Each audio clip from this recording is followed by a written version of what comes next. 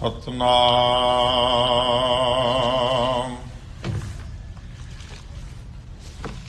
ਵਾਹਿਗੁਰੂ ਸਾਹਿਬ ਜੀ।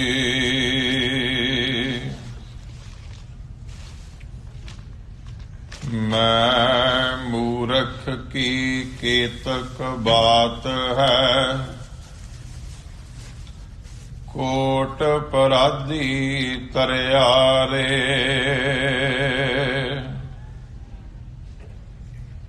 ਗੁਰ ਨਾਨਕ ਜਿਨ ਸੁਣਿਆ ਪੇਖਿਆ, ਸੇ ਫਿਰ ਗਰਭਾਸ ਨ ਭਰਿਆ ਰੇ। ਗੁਰ ਨਾਨਕ ਜਿਨ ਸੁਣਿਆ ਪੇਖਿਆ, ਸੇ ਫਿਰ ਗਰਭਾਸ ਨ ਭਰਿਆ ਰੇ। ਚੁੱਪੈ ਚੁੱਪ ਨਾ ਹੋਵਈ, ਜੇ ਲਾਏ ਰਾਹਾਂ ਲਿਵਤਾਰ।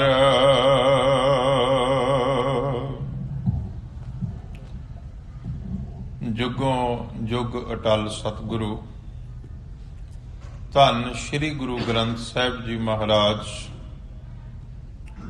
ਗੁਰੂ ਪਾਤਸ਼ਾਹ ਦੀ ਪਾਵਨ ਹਜ਼ੂਰੀ ਵਿੱਚ ਆਸਾ ਕੀ ਵਾਰ ਦੇ ਸਜੇ ਹੋਏ ਦੀਵਾਨ ਵਿੱਚ ਜੁੜ ਬੈਠੇ ਸਤ ਸੰਗੀ ਪਿਆਰਿਓ, ਸੰਪੂਰਨ ਆਸਾ ਕੀ ਵਾਰ ਦਾ ਕੀਰਤਨ ਆਪ ਜੀ ਨੇ ਸ਼ਰਵਣ ਕੀਤਾ ਹੈ। ਆਓ ਕੁਝ ਸਮਾਂ ਗੁਰ ਸ਼ਬਦ ਵਿਚਾਰਾਂ ਨਾਲ ਸਾਂਝ ਪਾਈਏ। ਅਸੀਸ ਬਖਸ਼ੋ, ਗੁਰ ਫਤਿਹ ਪ੍ਰਵਾਨ ਕਰੋ। ਆਖੋ ਜੀ ਵਾਹਿਗੁਰੂ ਜੀ ਕਾ ਖਾਲਸਾ, ਵਾਹਿਗੁਰੂ ਜੀ ਕੀ ਫਤਿਹ। ਸਤਿਗੁਰੂ ਗੁਰੂ ਨਾਨਕ ਸਾਹਿਬ ਸੱਚੇ ਪਾਤਸ਼ਾਹ ਜੀ ਦਾ ਪਾਵਨ ਪ੍ਰਕਾਸ਼ ਦਿਹਾੜਾ ਮਨਾਉਂਦਿਆਂ ਹੋਇਆਂ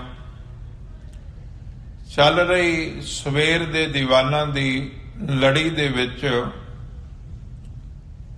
ਅਸੀਂ ਜਪਜੀ ਸਾਹਿਬ ਦੀ ਪਹਿਲੀ ਪੌੜੀ ਦਾ ਪਾਠ ਪੰਗਤੀ ਦਰ ਪੰਗਤੀ ਉਸ ਨੂੰ ਸਮਝਣ ਦੀ, ਵਿਚਾਰਨ ਦੀ ਕੋਸ਼ਿਸ਼ ਕਰ ਰਹੇ ਹਾਂ। ਜਿਸ ਪੰਗਤੀ ਦਾ ਪਾਠ ਆਪ ਜੀ ਨੇ ਸ਼ਰਵਣ ਕੀਤਾ, ਗੁਰੂ ਨਾਨਕ ਸਾਹਿਬ ਸੱਚੇ ਪਾਤਸ਼ਾਹ ਫਰਮਾਉਂਦੇ ਨੇ, ਚੁੱਪੈ ਚੁੱਪ ਨਾ ਹੋਵਈ। ਚੁੱਪ ਰਹਿਣ ਦੇ ਨਾਲ, ਜ਼ੁਬਾਨ ਤੋਂ ਨਾ ਬੋਲਣ ਦੇ ਨਾਲ ਚੁੱਪ ਨਹੀਂ ਹੁੰਦੀ। ਭਾਵ ਮਨ ਜਿਹੜਾ ਉਹ ਚੁੱਪ ਨਹੀਂ ਕਰਦਾ। ਸਤਿਗੁਰੂ ਪਾਤਸ਼ਾਹ ਕਹਿੰਦੇ ਨੇ, ਜੇ ਲਾਏ ਰਾਹਾਂ ਲਿਵਤਾਰ। ਜੇ ਮੈਂ ਲਿਵਤਾਰ ਇੱਕ ਤਾਰ ਸਮਾਧੀ ਲਾ ਕੇ ਰੱਖਾਂ, ਚੁੱਪ ਕਰਕੇ ਬੈਠਿਆ ਰਹਾਂ, ਕੋਈ ਹਰਕਤ ਸਰੀਰ ਨਾ ਕਰੇ, ਤੇ ਇਸ ਦੇ ਨਾਲ ਵੀ ਸਾਡਾ ਮਨ ਜਿਹੜਾ ਉਹ ਚੁੱਪ ਨਹੀਂ ਕਰਦਾ। ਸੁਭਾਵਿਕ ਹੈ, ਕੁਝ ਸਾਧਕਾਂ ਨੇ ਕੋਸ਼ਿਸ਼ ਕੀਤੀ ਕਿ ਬੋਲਣ ਦੇ ਨਾਲ ਕਈ ਤਰ੍ਹਾਂ ਦੇ ਵਿਗਾੜ ਪੈਦਾ ਹੋ ਜਾਂਦੇ ਨੇ, ਇਸ ਕਰਕੇ ਬੋਲਣਾ ਹੀ ਬੰਦ ਕਰ ਦਿੱਤਾ ਜਾਏ। ਪਰ ਹੋਇਆ ਇੰਜ ਕਿ ਕਈ ਮੁਨੀ ਹੋ ਗਏ। ਮੁਨੀ ਉਹਨੂੰ ਕਹਿੰਦੇ ਜਿਨ੍ਹਾਂ ਮੌਨ ਰੱਖ ਲਿਆ, ਜਿਨ੍ਹਾਂ ਨੇ ਬੋਲਣਾ ਛੱਡ ਦਿੱਤਾ। ਪਰ ਵੇਖਣ ਵਿੱਚ ਆਉਂਦਾ, ਪੜ੍ਹਦੇ ਸੁਣਦੇ ਆ ਵੀ ਜਿਹੜੇ ਬੰਦਿਆਂ ਨੇ ਬੋਲਣਾ ਬੰਦ ਕੀਤਾ ਕਿ ਅਸੀਂ ਮੌਨ ਧਾਰਨ ਕਰ ਲਿਆ, ਅਸੀਂ ਬੋਲਣਾ ਨਹੀਂ, 1 ਸਾਲ ਨਹੀਂ ਬੋਲਣਾ, ਉਹ ਵੀ ਆਪਣੀਆਂ ਲੋੜਾਂ ਵਾਸਤੇ ਜਾਂ ਦੂਸਰੇ ਦੇ ਨਾਲ ਕੋਈ ਨਾ ਕੋਈ ਸੰਬੰਧ ਪੈਦਾ ਕਰਨ ਵਾਸਤੇ ਮੂੰਹ ਤੋਂ ਤਾਂ ਨਾ ਬੋਲੇ, ਪਰ ਉਹਦੇ ਆਲੇ ਦੁਆਲੇ ਰਹਿਣ ਵਾਲੇ ਲੋਕ ਜਦੋਂ ਕੁਝ ਜ਼ਰੂਰਤ ਹੋਵੇ ਉਹ ਇਸ਼ਾਰਾ ਕਰਦੇ ਤੇ ਜਿਹੜਾ ਮੌਨੀ ਹੈ, ਜਿਹੜਾ ਚੁੱਪ ਕਰਕੇ ਬੈਠ ਗਿਆ ਕਿ ਮੈਂ ਬੋਲਣਾ ਨਹੀਂ, ਉਹ ਆਪਣੇ ਹੱਥ ਦੇ ਨਾਲ ਕੁਝ ਲਿਖ ਕੇ ਉਹਨਾਂ ਨੂੰ ਦੱਸ ਦਿੰਦਾ ਤੇ ਉਹਦੇ ਮੁਤਾਬਕ ਉਸ ਦੇ ਖਾਣ ਪੀਣ ਦਾ ਪ੍ਰਬੰਧ ਜਾਂ ਜੋ ਵੀ ਉਸਨੇ ਲਿਖਿਆ ਉਹਦੇ ਤੇ ਅਮਲ ਕਰਦੇ। ਜਾਂ ਫਿਰ ਉਹਦੇ ਸੇਵਕਾਂ ਨੂੰ, ਉਹਦੇ ਨੇੜਲਿਆਂ ਨੂੰ ਕੋਈ ਆਪਣੀ ਗਰਜ, ਕੋਈ ਆਪਣੀ ਗੱਲ ਪੁੱਛਣ ਦੀ ਲੋੜ ਹੁੰਦੀ, ਉਹ ਲਿਖ ਕੇ ਉਹਦੇ ਅੱਗੇ ਕਰ ਦਿੰਦੇ ਤੇ ਉਹ ਪੜ੍ਹ ਕੇ ਤੇ ਫਿਰ ਲਿਖ ਦਿੰਦਾ ਤੇ ਉਹਦਾ ਜਵਾਬ ਦੇ ਦਿੰਦਾ। ਹੁਣ ਮਨ ਤੇ ਬੋਲ ਨਹੀਂ ਰਿਹਾ, ਪਰ ਜਦੋਂ ਅੱਖਰ ਮਨੁੱਖ ਲਿਖਦਾ ਹੈ, ਕੋਈ ਵੀ ਚੀਜ਼ ਲਿਖਣੀ ਹੋਵੇ, ਉਹ ਜਿੰਨਾ ਚਿਰ ਮਨ ਵਿੱਚ ਨਾ ਆਵੇ, ਅਲਫਾਜ਼ ਨਾ ਬਣਨ, ਬੰਦਾ ਲਿਖ ਨਹੀਂ ਸਕਦਾ। ਕੋਈ ਚੀਜ਼ ਪੜ੍ਹਨੀ ਹੋਵੇ ਤੇ ਐਸਾ ਨਹੀਂ ਹੋ ਸਕਦਾ ਵੀ ਮਨ ਦੀ ਸਮਾਧੀ ਲੱਗੀ ਹੋਈ ਹੈ ਤੇ ਬੰਦਾ ਨਾਲ ਨਾਲ ਕੁਝ ਪੜ੍ਹ ਵੀ ਰਿਹਾ, ਭਾਵੇਂ ਮੂੰਹ ਤੋਂ ਬੋਲੇ ਚਾਹੇ ਨਾ ਬੋਲੇ, ਜ਼ੁਬਾਨ ਤੇ ਚੁੱਪ ਕਰ ਗਈ ਪਰ ਮਨ ਜਿਹੜਾ ਉਹ ਚੁੱਪ ਨਹੀਂ ਕਰਦਾ। ਤੇ ਗੁਰੂ ਨਾਨਕ ਸਾਹਿਬ ਨੇ ਇਸ ਵਿਚਾਰ ਨੂੰ ਵੀ ਪ੍ਰਵਾਨ ਨਹੀਂ ਕੀਤਾ ਕਿ ਮਨੁੱਖ ਜਿਹੜਾ ਉਹ ਬੋਲੇ ਨਾ, ਕਿਉਂਕਿ ਇਸ ਤਰ੍ਹਾਂ ਕਰਨ ਦੇ ਨਾਲ ਕਦੀ ਮਨ ਚੁੱਪ ਨਹੀਂ ਕਰਦਾ ਜੇ ਸਾਡੀ ਜ਼ੁਬਾਨ ਚੁੱਪ ਕਰ ਜਾਏ। ਤੇ ਸਾਹਿਬ ਨੇ ਫਰਮਾਇਆ ਕਿ ਚੁੱਪੈ ਚੁੱਪ ਨਾ ਹੋਵਈ, ਚੁੱਪ ਰੱਖਣ ਨਾਲ, ਚੁੱਪ ਰਹਿਣ ਦੇ ਨਾਲ ਮਨ ਦੀ ਚੁੱਪ ਨਹੀਂ ਹੁੰਦੀ, ਮਨ ਚੁੱਪ ਨਹੀਂ ਕਰਦਾ। ਜੇ ਲਾਏ ਰਹਾਂ ਲਿਵਤਾਰ, ਭਾਵੇਂ ਇੱਕ ਲਿਵਤਾਰ ਸਮਾਧੀ ਲਾ ਕੇ ਮੈਂ ਚੁੱਪ ਕਰਕੇ ਬੈਠਿਆ ਰਹਾਂ, ਪਰ ਮਨ ਚੁੱਪ ਨਹੀਂ ਕਰ ਸਕਦਾ। ਗੁਰੂ ਕੀ ਪਾਵਨ ਬਾਣੀ ਦੇ ਵਿੱਚ ਬਚਨ ਆਉਂਦੇ ਨੇ ਕਿ ਬੋਲੇ ਨਾਹੀ ਹੋਏ ਬੈਠਾ ਮੋਨੀ, ਅੰਤਰ ਕਲਪ ਭਵਾਈਐ ਜੋਨੀ। ਅੰਦਰ ਜਿਹੜੀ ਕਲਪਨਾ ਹੈ ਨਾ, ਉਹ ਇਹਨੂੰ ਜੋਨਾਂ 'ਚ ਭਵਾ ਰਹੀ ਹੈ, ਭਾਵ ਅੰਦਰ ਸਿਲਸਿਲਾ ਚੱਲੀ ਜਾਂਦਾ, ਬਾਹਰ ਤੋਂ ਮੋਨੀ ਹੋ ਕਰਕੇ ਬੈਠ ਗਿਆ। ਹੋਏ ਇਕਾਂਤ ਮੋਨੀ ਹੋਏ ਬੈਠਾ, ਬੈਠਾ ਹੋਏ ਮੋਨੀ ਹਿਰਦੈ ਕਲਪਨ ਗਾਠਾ। ਹਿਰਦੇ ਵਿੱਚ ਕਲਪਨਾਵਾਂ ਦੀ ਗੱਠ ਬੱਝੀ ਹੋਈ ਹੈ, ਪਰ ਬਾਹਰ ਤੋਂ ਬੋਲਣਾ ਬੰਦ ਕਰ ਦਿੱਤਾ ਕਿ ਮੈਂ ਮੌਨ ਧਾਰਨ ਕਰ ਲਿਆ, ਮੈਂ ਬੋਲਣਾ ਛੱਡ ਦਿੱਤਾ ਹੈ। ਸਤਿਗੁਰੂ ਜੀ ਨੇ ਇਸ ਸਾਧਨ ਨੂੰ ਪ੍ਰਵਾਨ ਨਹੀਂ ਕੀਤਾ ਕਿ ਮਨੁੱਖ ਬੋਲੇ ਹੀ ਨਾ ਤੇ ਇਹਦੇ ਨਾਲ ਉਹ ਕੋਈ ਸਾਧਨਾ ਕਰ ਲਏਗਾ, ਕੋਈ ਪ੍ਰਮਾਤਮਾ ਨੂੰ ਪ੍ਰਾਪਤ ਕਰ ਲਵੇਗਾ। ਸਗੋਂ ਗੁਰੂ ਪਾਤਸ਼ਾਹ ਨੇ ਤੇ ਫਰਮਾਇਆ ਕਿ ਮਨੁੱਖ ਨੂੰ ਬੋਲਣਾ ਚਾਹੀਦਾ। ਸੁਖਮਨੀ ਸਾਹਿਬ ਦੇ ਵਿੱਚ ਅਸੀਂ ਪਾਠ ਕਰਦੇ ਹਾਂ, ਬੋਲੋ ਬੋਲੋ ਜਸ ਜਿਹਬਾ ਦਿਨ ਰਾਤ, ਪ੍ਰਭ ਆਪਣੇ ਜਨ ਕੀਨੀ ਦਾਤ। ਮਾਲਕ ਨੇ ਤੇ ਦਾਤ ਬਖਸ਼ੀ ਹੈ ਬੋਲਣ ਵਾਸਤੇ, ਤੈਨੂੰ ਬੋਲਣਾ ਚਾਹੀਦਾ, ਤੂੰ ਚੁੱਪ ਕਰਕੇ ਬੈਠ ਗਿਆ। ਇਸ ਤਰ੍ਹਾਂ ਦੀ ਚੁੱਪ ਵਾਰਤਾ ਗੁਰੂ ਨਾਨਕ ਸੱਚੇ ਪਾਤਸ਼ਾਹ ਦੇ ਜੀਵਨ ਵਿੱਚ ਵੀ ਸਾਨੂੰ ਮਿਲਦੀ ਹੈ ਕਿ ਇੱਕ ਥਾਂ ਤੇ ਗੁਰੂ ਨਾਨਕ ਸੱਚੇ ਪਾਤਸ਼ਾਹ ਜਾਂਦੇ ਨੇ, ਮੁਲਤਾਨ ਦੀ ਗੱਲ ਹੈ, ਇਤਿਹਾਸ ਵਿੱਚ ਆਉਂਦਾ, ਭਾਈ ਗੁਰਦਾਸ ਨੇ ਵੀ ਲਿਖਿਆ ਕਿ ਜਦੋਂ ਗੁਰੂ ਨਾਨਕ ਸੱਚੇ ਪਾਤਸ਼ਾਹ ਮੁਲਤਾਨ ਗਏ, ਉਥੋਂ ਦੇ ਪੀਰਾਂ ਨੇ ਇੱਕ ਦੁੱਧ ਦਾ ਭਰਿਆ ਹੋਇਆ ਕਟੋਰਾ ਲਿਆ ਕੇ ਗੁਰੂ ਨਾਨਕ ਸੱਚੇ ਪਾਤਸ਼ਾਹ ਦੇ ਅੱਗੇ ਰੱਖਿਆ। ਸਵਾਲ ਉਹਨਾਂ ਕੋਈ ਨਹੀਂ ਕੀਤਾ, ਮੂੰਹ ਤੋਂ ਕੁਝ ਬੋਲੇ ਕੋਈ ਨਹੀਂ, ਸਿਰਫ ਇੱਕ ਭਰਿਆ ਹੋਇਆ ਕਟੋਰਾ ਦੁੱਧ ਦਾ ਲਿਆ ਕੇ ਤੇ ਗੁਰੂ ਨਾਨਕ ਸੱਚੇ ਪਾਤਸ਼ਾਹ ਦੇ ਅੱਗਿਓਂ ਰੱਖਿਆ। ਹੁਣ ਸਤਿਗੁਰੂ ਗੁਰੂ ਨਾਨਕ ਸੱਚੇ ਪਾਤਸ਼ਾਹ ਤੇ ਸਤਿਗੁਰ ਜਾਣੀ ਜਾਣ ਪੁਰਖ ਹੈ ਨਾ। ਗੁਰੂ ਨਾਨਕ ਨੇ ਆਪਣੇ ਬਗਲ ਵਿੱਚੋਂ, ਜਿਹੜਾ ਉਹਨਾਂ ਦੇ ਕੋਲ ਕੋਈ ਝੋਲਾ ਸੀਗਾ, ਕੁਝ ਸੀ, ਉਹਦੇ ਵਿੱਚੋਂ ਇੱਕ ਚੰਬੇਲੀ ਦਾ ਫੁੱਲ ਕੱਢਿਆ ਤੇ ਦੁੱਧ ਦੇ ਉੱਪਰ ਰੱਖ ਦਿੱਤਾ। ਜਿਹੜਾ ਆਇਆ ਸੀ ਉਹ ਦੁੱਧ ਦਾ ਕਟੋਰਾ ਲੈ ਕੇ ਵਾਪਸ ਚਲਿਆ ਗਿਆ। ਸਤਿਗੁਰੂ ਦੇ ਨਾਲ ਜਿਹੜੇ ਸਿੱਖ ਨੇ ਉਹ ਗੁਰੂ ਨਾਨਕ ਸੱਚੇ ਪਾਤਸ਼ਾਹ ਨੂੰ ਸਵਾਲ ਕਰਦੇ ਨੇ, ਪਾਤਸ਼ਾਹ ਦੁੱਧ ਦਾ ਕਟੋਰਾ ਲੈ ਕੇ ਆਏ ਸੀਗੇ, ਨਾ ਉਹਨਾਂ ਨੇ ਕੋਈ ਸਵਾਲ ਕੀਤਾ, ਨਾ ਉਹਨਾਂ ਨੇ ਪੀਣ ਵਾਸਤੇ ਆਖਿਆ ਵੀ ਤੁਸੀਂ ਛਕ ਲਓ, ਤੇ ਨਾ ਤੁਸੀਂ ਜਵਾਬ ਦਿੱਤਾ, ਸਗੋਂ ਇੱਕ ਚੰਬੇਲੀ ਦਾ ਫੁੱਲ ਕੱਢ ਕੇ ਉਸ ਦੁੱਧ ਤੇ ਰੱਖ ਦਿੱਤਾ ਤੇ ਉਹ ਵਾਪਸ ਚਲੇ ਗਏ। ਸਾਡੀ ਤੇ ਗੱਲ ਸਮਝ ਵਿੱਚ ਨਹੀਂ ਆਈ। ਸਤਿਗੁਰੂ ਗੁਰੂ ਨਾਨਕ ਸੱਚੇ ਪਾਤਸ਼ਾਹ ਨੇ ਆਖਿਆ ਕਿ ਉਹਨਾਂ ਨੇ ਇੱਕ ਸਵਾਲ ਪੈਦਾ ਕੀਤਾ ਸੀ, ਇੱਕ ਇਸ਼ਾਰਿਆਂ ਦੀ ਭਾਸ਼ਾ ਨਾਲ ਵੀ ਗੱਲਬਾਤ ਹੋ ਜਾਂਦੀ ਹੈ।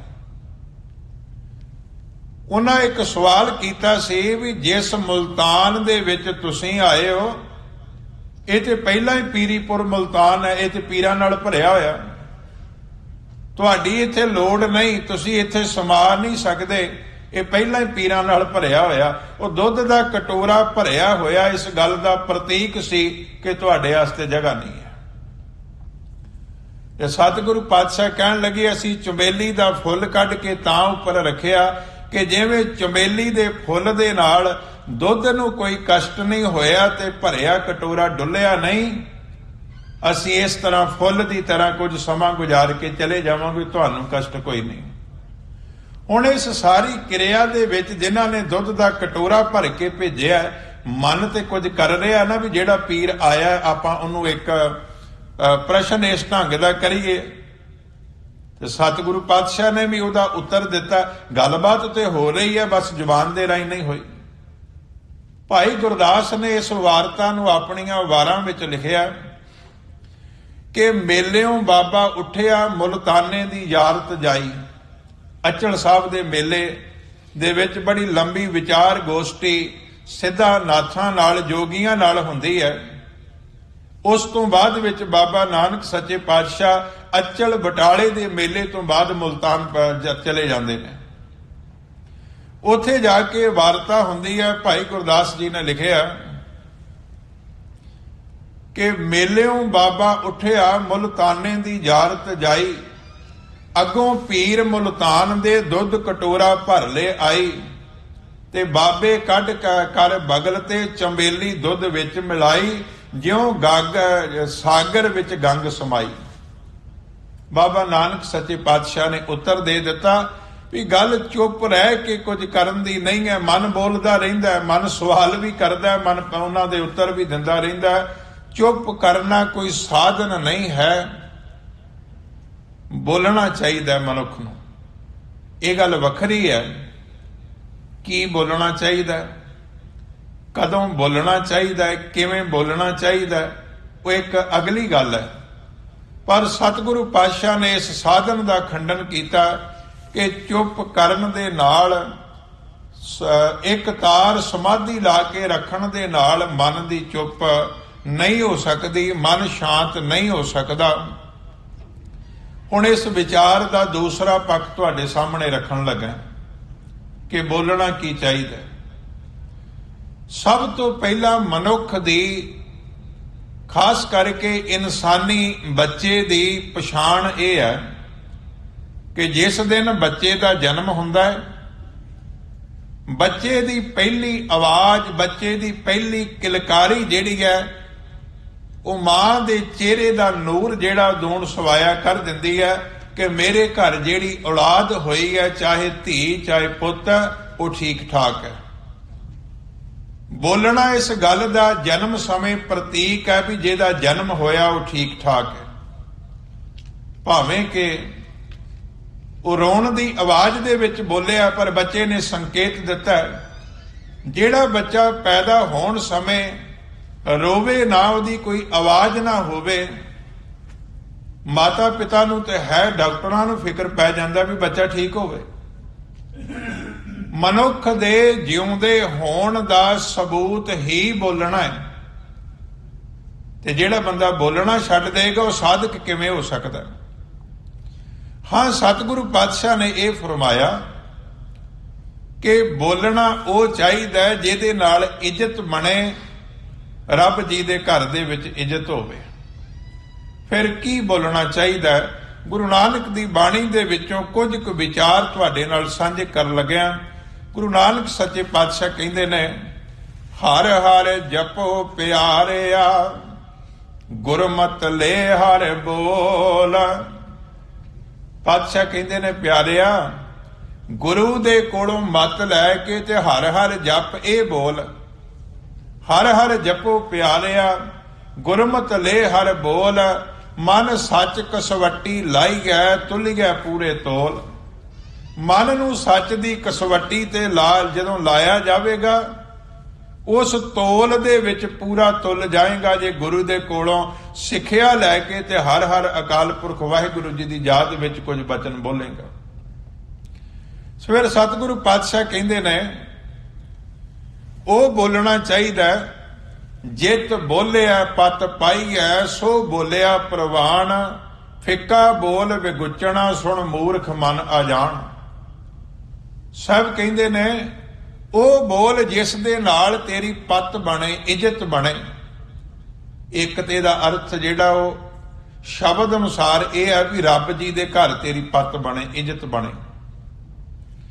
ਪਰ ਦੂਸਰਾ ਪੱਖ ਇਹ ਵੀ ਹੈ ਵੀ ਮਨੁੱਖ ਜਦੋਂ ਸੰਸਾਰ ਵਿੱਚ ਵੀ ਬੋਲਦਾ ਹੈ, ਇਹਦੇ ਬੋਲਣ ਦੇ ਨਾਲ ਹੀ ਇੱਜ਼ਤ ਬਣ ਜਾਂਦੀ ਹੈ, ਇਹਦੇ ਬੋਲਣ ਦੇ ਨਾਲ ਹੀ ਇੱਜ਼ਤ ਲੈ ਜਾਂਦੀ ਹੈ। ਗੱਲ ਦੋ ਲਫ਼ਜ਼ਾਂ ਦੀ ਹੈ।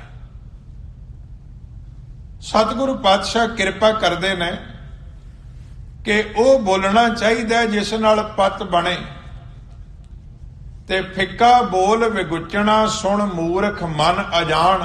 ਇਹ ਅਜਾਣ ਮਨ, ਮੂਰਖ ਮਨ ਜਿਹੜਾ ਫਿੱਕਾ ਬੋਲ ਬੋਲਣਾ, ਉਹ ਅਜਾਈ ਬੋਲਣ ਵਾਲੀ ਬਾਤ ਹੈ। ਜਦੋਂ ਬੰਦਾ ਕ੍ਰੋਧ ਵਸ ਹੋ ਕੇ ਬੋਲਦਾ ਹੈ, ਸਭ ਕਹਿੰਦੇ ਨੇ ਵਿਅਰਥ ਬੋਲ ਰਿਹਾ, ਇੰਨਾ ਤੱਤਾ ਬੋਲ ਰਿਹਾ ਹੈ ਕਿ ਆਪ ਵੀ ਤਪ ਰਿਹਾ ਤੇ ਜਿਹੜਾ ਸੁਣ ਰਿਹਾ ਉਹਨੂੰ ਵੀ ਅੱਗ ਲੱਗ ਰਹੀ ਹੈ। ਸਤਿਗੁਰੂ ਪਾਤਸ਼ਾਹ ਕਹਿੰਦੇ, ਹਾਂ ਇੱਥੇ ਨਾ ਬੋਲ, ਐਵੇਂ ਨਾ ਬੋਲ, ਇੱਥੇ ਚੁੱਪ ਕਰ ਜਾ। ਇੱਥੇ ਤੈਨੂੰ ਚੁੱਪ ਕਰਨਾ ਚੰਗਾ ਹੈ, ਇੱਥੇ ਨਾ ਬੋਲ। ਭੌਂਕੈ ਕੋਪ ਖੁਆਰ ਹੋਏ, ਫੱਕੜ ਪਿਟੈ ਅੰਧ। ਗੁਰੂ ਨਾਨਕ ਸਾਹਿਬ ਦਾ ਬਚਨ ਹੈ ਕਿ ਭੌਂਕੈ ਕੋਪ ਖੁਆਰ ਹੋਏ। ਕੋਪ ਦਾ ਅਰਥ ਕ੍ਰੋਧ। ਕ੍ਰੋਧ ਵਿੱਚ ਜਿਹੜਾ ਬੋਲਣਾ ਹੈ, ਖੁਆਰ ਹੋਣ ਵਾਲੀ ਬਾਤ ਹੈ। ਫੱਕੜ ਪਿਟੈ ਅੰਧ, ਤੇ ਚੁੱਪੈ ਚੰਗੈ ਨਾਨਕਾ, ਵਿਣ ਨਾਵੇ ਮੋਹ ਗੰਧ। ਪਾਤਸ਼ਾਹ ਕਹਿੰਦੇ ਇੱਥੇ ਚੁੱਪ ਕਰਨਾ ਚੰਗਾ, ਇਸ ਅਵਸਥਾ ਵਿੱਚ ਚੁੱਪ ਕਰਨਾ ਚੰਗਾ ਹੈ। ਉਹਦਾ ਕੋਈ ਚੁੱਪ ਕਰਨਾ ਧਾਰਮਿਕ ਸਾਧਨਾ ਨਹੀਂ, ਪਰ ਕ੍ਰੋਧ ਵਾਲੇ ਬਚਨ ਬੋਲਣ ਨਾਲੋਂ ਚੁੱਪ ਕਰ ਜਾਣਾ ਬਹੁਤ ਚੰਗਾ ਹੈ। ਸਤਿਗੁਰੂ ਪਾਤਸ਼ਾਹ ਨੇ ਹੋਰ ਵੀ ਕਈ ਥਾਵਾਂ ਤੇ ਗੁਰੂ ਗ੍ਰੰਥ ਸਾਹਿਬ ਵਿੱਚ ਬਚਨ ਬਖਸ਼ਿਸ਼ ਕੀਤੇ ਨੇ। ਸਭ ਕਹਿੰਦੇ ਜਿੱਥੇ ਝੱਕ ਮਾਰਨ ਵਰਗਾ ਬੋਲਣਾ, ਉੱਥੇ ਵੀ ਚੁੱਪ ਕਰਨਾ ਚੰਗਾ ਹੈ। ਨਾਨਕ ਬੋਲਣ ਝਖਣਾ ਸੁਖ ਹੋਵੇ, ਤੇ ਰੱਬ ਜੀ ਭੁੱਲ ਹੀ ਜਾਣ, ਚੇਤਾ ਹੀ ਨਾ ਆਵੇ। ਦੁੱਖ ਆ ਗਿਆ ਤੇ ਝੱਖਾਂ ਮਾਰੀ ਜਾਣੀਆਂ, ਰੱਬ ਸਾਡੇ ਨਾਲ ਬਹੁਤ ਮਾੜੀ ਕਰਦਾ, ਲੋਕਾਂ ਨੂੰ ਤੇ ਕੁਝ ਨਹੀਂ ਹੁੰਦਾ। ਇਹਨੂੰ ਝੱਖ ਮਾਰਨਾ ਕਹਿੰਦੇ ਨੇ, ਇਹਨੂੰ ਵਿਅਰਥ ਬੋਲਣਾ ਕਹਿੰਦੇ ਨੇ। ਤੇ ਸਤਿਗੁਰੂ ਗੁਰੂ ਨਾਨਕ ਸੱਚੇ ਪਾਤਸ਼ਾਹ ਕਹਿੰਦੇ ਨੇ, ਨਾਨਕ ਬੋਲਣ ਝਖਣਾ, ਦੁੱਖ ਛੱਡ ਮੰਗੀ ਗਏ ਸੁੱਖ। ਜੇ ਦੁੱਖ ਆਇਆ ਉਹਨੂੰ ਛੱਡ ਕੇ ਸੁੱਖ ਮੰਗ ਰਿਹਾ, ਉਲਾਮਾ ਹੀ ਦੇ ਰਿਹਾ। ਸੁੱਖ ਦੁੱਖ ਦੋਏ ਦਰ ਕੱਪੜੇ, ਪਹਿਰੇ ਜਾਏ ਮਨੁੱਖ। ਤੇ ਜਿੱਥੇ ਬੋਲਣ ਹਾਰ ਗਿਆ ਤਿੱਥੇ ਚੰਗੀ ਚੁੱਪ। ਪਾਤਸ਼ਾਹ ਕਹਿੰਦੇ ਜਿੱਥੇ ਰੱਬ ਦੇ ਅੱਗੇ ਜ਼ੋਰ ਤੇ ਤੇਰਾ ਕੋਈ ਚੱਲਣਾ ਨਹੀਂ। ਤੇਰੇ ਕਹਿਣ ਦੇ ਨਾਲ ਦੁੱਖ ਨੇ ਸੁੱਖ ਨਹੀਂ ਬਣ ਜਾਣਾ। ਤੂੰ ਅਰਦਾਸ ਤੇ ਕਰ ਸਕਦਾ ਹੈ, ਪਰ ਵਿਅਰਥ ਬੋਲਣਾ, ਝੱਖ ਮਾਰਨੀ, ਇਸ ਤਰ੍ਹਾਂ ਦੇ ਬੋਲਣ ਦੇ ਨਾਲ ਤੇਰਾ ਕੁਝ ਭਲਾ ਨਹੀਂ ਹੋਣ ਲੱਗਾ। ਸਭ ਕਹਿੰਦੇ ਜਦੋਂ ਮਨ ਵਿੱਚ ਇਸ ਤਰ੍ਹਾਂ ਦੇ ਬੋਲਣ ਦਾ ਵਿਚਾਰ ਆਵੇ ਤੇ ਗੁਰੂ ਨਾਨਕ ਦੀ ਗੱਲ ਚੇਤੇ ਕਰਕੇ ਚੁੱਪ ਕਰ ਜਾਈਂ, ਉੱਥੇ ਬੋਲਣਾ ਜ਼ਰੂਰੀ ਨਹੀਂ। ਸ਼ਲੋਕ ਮੈਂ ਫਿਰ ਦੁਹਰਾ ਦੇਣਾ। ਨਾਨਕ ਬੋਲਣ ਝਖਣਾ, ਦੁੱਖ ਛੱਡ ਮੰਗੀਐ ਸੁੱਖ। ਸੁੱਖ ਦੁੱਖ ਦੋਏ ਦਰ ਕੱਪੜੇ, ਪਹਿ ਰਹਿ ਜਾਏ ਮਨੁੱਖ। ਜਿੱਥੇ ਬੋਲਣ ਹਾਰੀਐ ਤਿੱਥੇ ਚੰਗੀ ਚੁੱਪ। ਜਿੱਥੇ ਬੋਲ ਕੇ ਹਾਰਨਾ ਹੀ ਹੈ, ਜਿੱਥੇ ਕੋਈ ਬਸ ਚੱਲਣਾ ਹੀ ਨਹੀਂ, ਉੱਥੇ ਚੁੱਪ ਕਰਨਾ ਚੰਗਾ। ਉਂਝ ਗੁਰੂ ਨਾਨਕ ਸੱਚੇ ਪਾਤਸ਼ਾਹ ਕਹਿੰਦੇ ਨੇ ਕਿ ਮਨੁੱਖ ਨੂੰ ਬੋਲਣਾ ਚਾਹੀਦਾ। ਕੀ ਬੋਲਣਾ ਚਾਹੀਦਾ ਕਿ ਮੋਹ ਕੇ ਬੋਲਣ ਬੋਲੀਐ, ਜਿਤ ਸੁਣ ਧਰੇ ਪਿਆਰ। ਅੰਮ੍ਰਿਤ ਵੇਲਾ ਸੱਚ ਨਾਉ ਵਡਿਆਈ ਵਿਚਾਰ। ਇਹ ਬੋਲਣਾ ਚਾਹੀਦਾ। ਦੂਸਰਾ ਅਗਲਾ ਜਿਹੜਾ ਇਹਦਾ ਪੱਖ ਹੈ, ਸਾਹਿਬ ਕਹਿੰਦੇ ਜਿਹੜਾ ਪ੍ਰੇਮ ਤੋਂ ਸਖਣਾ ਬੋਲਣਾ ਨਾ, ਉਹਨੂੰ ਕਹਿੰਦੇ ਨੇ ਫਿੱਕਾ ਬੋਲਣਾ। ਭਾਵੇਂ ਉਹ ਰੱਬ ਜੀ ਦੇ ਪ੍ਰਤੀ ਬੋਲਣਾ ਹੋਵੇ, ਅਕਾਲ ਪੁਰਖ ਵਾਹਿਗੁਰੂ ਜੀ ਦੀ ਜਾਂ ਗੁਰੂ ਜੀ ਦੀ ਉਸਤਤ ਕਰਨੀ ਹੋਵੇ, ਭਾਵੇਂ ਸੰਸਾਰ ਪਰਿਵਾਰ ਦੇ ਵਿੱਚ ਬੋਲਣਾ ਹੋਵੇ, ਜਿਸ ਬੋਲਣ ਦੇ ਵਿੱਚ ਪਿਆਰ ਕੋਈ ਨਹੀਂ, ਜਿਸ ਬੋਲਣ ਦੇ ਵਿੱਚ ਸਤਿਕਾਰ ਕੋਈ ਨਹੀਂ, ਪਾਤਸ਼ਾਹ ਕਹਿੰਦੇ ਨੇ ਉਹ ਵੀ ਬੋਲਣਾ ਤੈਨੂੰ ਜ਼ਿੰਦਗੀ ਵਿੱਚ ਖੁਆਰ ਕਰੇਗਾ, ਇਹਦਾ ਵੀ ਧਿਆਨ ਰੱਖਣਾ। ਪ੍ਰੇਮ ਤੋਂ ਸਖਣਾ, ਪ੍ਰੇਮ ਤੋਂ ਹੀਣਾ ਬੋਲਣਾ, ਉਹਨੂੰ ਫਿੱਕਾ ਬੋਲਣਾ ਕਹਿੰਦੇ ਨੇ। ਤੇ ਹੁਣੇ ਤੁਸੀਂ ਆਸਾ ਕੀ ਵਾਰ ਦੇ ਵਿੱਚ ਬਚਨ ਸੁਣਿਆ ਕਿ ਨਾਨਕ ਫਿੱਕਾ ਬੋਲਿਆ ਤਨ ਮਨ ਫਿੱਕਾ ਹੋਏ, ਫਿੱਕੋ ਫਿੱਕਾ ਸਦੀਐ, ਫਿੱਕੇ ਫਿੱਕੀ ਸੋਏ, ਫਿੱਕਾ ਦਰਗਹਿ ਸਟੀਐ, ਮੋਹ ਥੁੱਕਾਂ ਫਿੱਕੇ ਪਾਹੇ, ਫਿੱਕਾ ਮੂਰਖ ਆਖੀਐ, ਪਾਣਾ ਲਹਿ ਸਜਾਏ। ਸਾਹਿਬ ਕਹਿੰਦੇ ਫਿੱਕਾ ਬੋਲਣ ਦੇ ਨਾਲ, ਨਾਨਕ ਫਿੱਕਾ ਬੋਲਿਆ ਤਨ ਮਨ ਫਿੱਕਾ ਹੋਏ, ਤੇਰਾ ਤਨ ਮਨ ਫਿੱਕਾ ਹੋ ਜਾਏਗਾ। ਪ੍ਰੇਮ ਤੋਂ ਸਖਣਾ ਬੋਲਿਆ, ਇੱਕ ਘਰ ਪਰਿਵਾਰ ਦੀ ਗੱਲ ਕਰ ਲਓ, ਭਰਾ ਨੂੰ ਆਵਾਜ਼ ਮਾਰੇ, ਉਹਦੇ ਵਿੱਚ ਕੋਈ ਪਿਆਰ ਹੀ ਨਾ ਹੋਵੇ, ਕੋਈ ਸਤਿਕਾਰ ਹੀ ਨਾ ਹੋਵੇ, ਰੁੱਖੇ ਜੇ ਢੰਗ ਦੇ ਨਾਲ ਫਿੱਕਾ ਜਿਹਾ ਬੋਲਿਆ ਜਾਵੇ, ਕੁਦਰਤੀ ਗੱਲ ਹੈ ਵੀ ਉਹ ਪਿਆਰ ਦੇ ਵਿੱਚ ਵਾਧਾ ਨਹੀਂ ਹੋਵੇਗਾ, ਉਹਦੇ ਵਿੱਚ ਕਮੀ ਆਵੇਗੀ। ਇਸੇ ਤਰ੍ਹਾਂ ਸਾਰੇ ਰਿਸ਼ਤਿਆਂ ਤੇ ਗੱਲ ਢੁਕਾ ਕੇ ਕੀਤੀ ਜਾ ਸਕਦੀ ਹੈ ਕਿ ਸਤਿਗੁਰੂ ਪਾਤਸ਼ਾਹ ਕਹਿੰਦੇ ਨੇ ਜਿਹੜਾ ਫਿੱਕਾ ਬੋਲਣਾ ਹੈ ਜੀਵਨ ਵਿੱਚ ਖੁਆਰ ਹੋਣ ਵਾਲੀ ਬਾਤ ਹੈ, ਤੇ ਜਿਹੜਾ ਪ੍ਰਮਾਤਮਾ ਦੇ ਪਿਆਰ ਵਿੱਚ, ਸਤਿਕਾਰ ਵਿੱਚ, ਜਾਂ ਪਰਿਵਾਰ ਸੰਸਾਰ ਦੇ ਪਿਆਰ ਜਾਂ ਸਤਿਕਾਰ ਦੇ ਵਿੱਚ ਬੋਲਣਾ ਹੈ, ਸਤਿਗੁਰੂ ਪਾਤਸ਼ਾਹ ਕਹਿੰਦੇ ਨੇ ਇਹ ਤੇਰੀ ਸਾਂਝ ਸਾਰਿਆਂ ਦੇ ਨਾਲ ਸਤਿਕਾਰ ਤੇ ਪਿਆਰ ਭਰੀ ਸਾਂਝ ਨੂੰ ਪੈਦਾ ਕਰੇਗਾ। ਸਤਿਗੁਰੂ ਨਾਨਕ ਸੱਚੇ ਪਾਤਸ਼ਾਹ ਉਹ ਮਹਾਨ ਰਹਿਬਰ ਨੇ, ਉਹ ਮਹਾਨ ਸਤਿਗੁਰੂ ਨੇ, ਜਿਨ੍ਹਾਂ ਨੂੰ ਭੂਤਨਾ ਤੇ ਬੇਤਾਲਾ ਵੀ ਆਖਿਆ ਗਿਆ। ਗੁਰੂ ਨਾਨਕ ਸਾਹਿਬ ਦੇ ਆਪਣੇ ਬਚਨ ਨੇ ਕਿ ਕੋਈ ਆਖੇ ਭੂਤਨਾ, ਕੋ ਕਹੇ ਬੇਤਾਲਾ, ਕੋਈ ਆਖੇ ਆਦਮੀ ਨਾਨਕ ਵਿਚਾਰਾ। ਤੇ ਸਤਿਗੁਰੂ ਪਾਤਸ਼ਾਹ ਜੀ ਤੁਸੀਂ ਕੀ ਹੋ? ਕਹਿਣ ਲੱਗੇ ਭਇਆ ਦੀਵਾਨਾ ਸ਼ਾਹ ਕਾ, ਨਾਨਕ ਬਉਰਾਨਾ, ਹਉ ਹਰ ਬਿਨ ਅਵਰ ਨ ਜਾਨਾ। ਕਹਿਣ ਲੱਗੇ ਮੈਂ ਉਸ ਸ਼ਾਹ ਦਾ ਦੀਵਾਨਾ, ਉਹਦੇ ਪਿਆਰ ਵਿੱਚ ਪਾਗਲ ਹੈ, ਇਹਦੇ ਨਾਲ ਲੋਕ ਕੀ ਕਹਿੰਦੇ ਨੇ ਮੈਨੂੰ ਇਸ ਦੇ ਨਾਲ ਕੋਈ ਫਰਕ ਨਹੀਂ ਪੈਂਦਾ। ਸਤਿਗੁਰੂ ਸੱਚੇ ਪਾਤਸ਼ਾਹ ਕਿਰਪਾ ਕਰਨ। ਗੁਰੂ ਨਾਨਕ ਪਿਤਾ ਸਾਨੂੰ ਇਹ ਸਮਝਾਉਂਦੇ ਨੇ, ਇਹ ਸਾਡੀ ਜੀਵਨ ਦੀ ਅਗਵਾਈ ਕਰਦੇ ਨੇ ਕਿ ਨਾ ਬੋਲਣਾ ਤੇ ਸਗੋਂ ਕਿਸੇ ਦੇ ਨਾਲ ਗੁੱਸੇ ਹੋਣ ਦਾ ਪ੍ਰਤੀਕ ਹੈ। ਭਰਾ ਦੇ ਨਾਲ ਨਾ ਗੱਲ ਕਰੇ ਤੇ ਸੰਸਾਰੀ ਤੌਰ ਤੇ ਅਸੀਂ ਕੀ ਸਮਝਦੇ ਹਾਂ ਵੀ ਇਹਨਾਂ ਦੇ ਆਪਸ ਵਿੱਚ ਬੋਲਚਾਲ ਹੀ ਨਹੀਂ। ਕੋਈ ਵੀ ਰਿਸ਼ਤਾ ਜਿਹੜਾ ਸਗੋਂ ਨਾ ਬੋਲਣਾ ਜਿਹੜਾ ਉਹ ਤੇ ਵਿਰੋਧ ਦਾ ਕਾਰਨ ਹੈ, ਉੱਥੇ ਤੇ ਸੰਬੰਧ ਟੁੱਟਿਆ ਹੋਇਆ ਹੈ।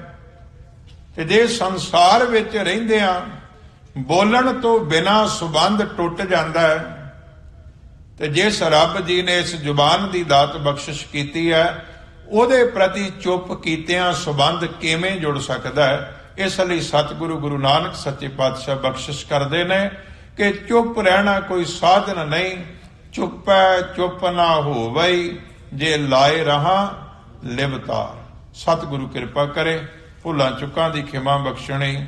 ਵਾਹਿਗੁਰੂ ਜੀ ਕਾ ਖਾਲਸਾ, ਵਾਹਿਗੁਰੂ ਜੀ ਕੀ ਫਤਿਹ। ਅੱਜ ਕੌਮ ਦੇ ਮਹਾਨ ਗੁਰਸਿੱਖ ਸੰਤ ਸਿਪਾਹੀ ਬਾਬਾ ਦੀਪ ਸਿੰਘ ਦਾ ਜਨਮ ਦਿਨ ਹੈ, ਜਨਮ ਦਿਹਾੜਾ ਹੈ।